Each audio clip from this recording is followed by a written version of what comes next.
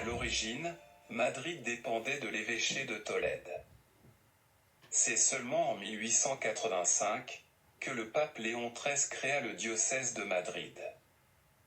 En attendant la construction d'une nouvelle cathédrale, le siège épiscopal fut fixé à la collégiale de San Isidore. En 1885, Alphonse XII pose la première pierre du nouvel édifice sur un terrain faisant face au palais royal. Les travaux s'échelonneront en 2 étapes principales jusqu'en 1993, année de la consécration de la cathédrale par le pape Jean-Paul II. Furent d'abord construits la crypte en style néo-roman et l'intérieur de la cathédrale en style néo-gothique, alors à la mode suite aux préconisations de Viollet-le-Duc. Faute d'argent, la construction ne reprit que dans la seconde moitié du XXe siècle avec, toutefois, un changement de perspective architecturale.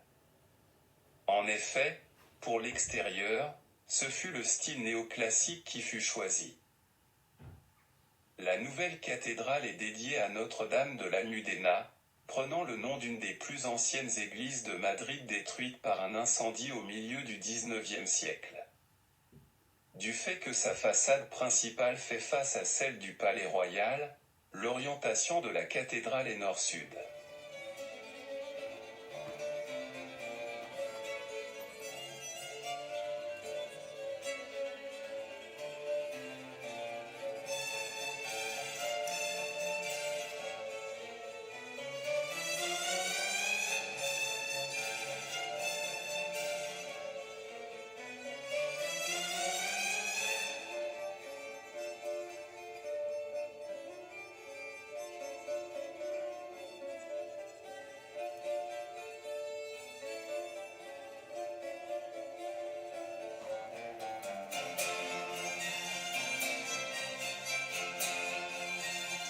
Le palais royal fut construit suite à l'incendie de l'ancien Alcazar survenu en 1734.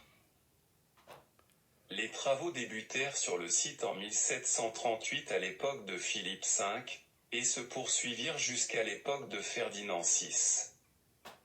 Charles III, roi d'Espagne de 1759 à 1788 fut le premier à y habiter. La façade comporte 3 corps, 2 corps latéraux et un corps central. Le corps central est surmonté d'une architrave portant les armoiries espagnoles.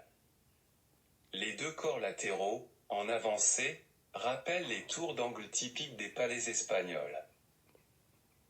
En élévation, le palais comporte 3 hauteurs de fenêtres couplées avec des fenêtres d'entresol. Le rez-de-chaussée est à bossage. Au-dessus, la façade est rythmée par des colonnes sur les avant-corps, et par des pilastres ailleurs. Une balustrade ornée de pots à fleurs termine la façade. Cette élévation est nettement inspirée du plan du Bernin pour le Louvre, que Louis XIV dédaigna.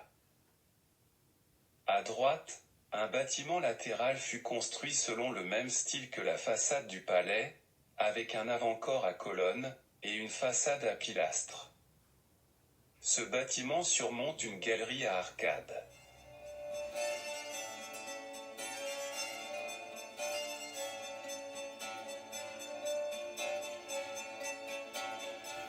La cour centrale comporte 3 niveaux. Au rez-de-chaussée, une galerie de circulation à arcades donne accès aux pièces de service. L'étage principal est occupé par les salles d'apparat, et par les appartements royaux. Au-dessus, 2 balustrades encadrent les fenêtres des appartements de service. Le dôme à l'arrière signale l'emplacement de la chapelle.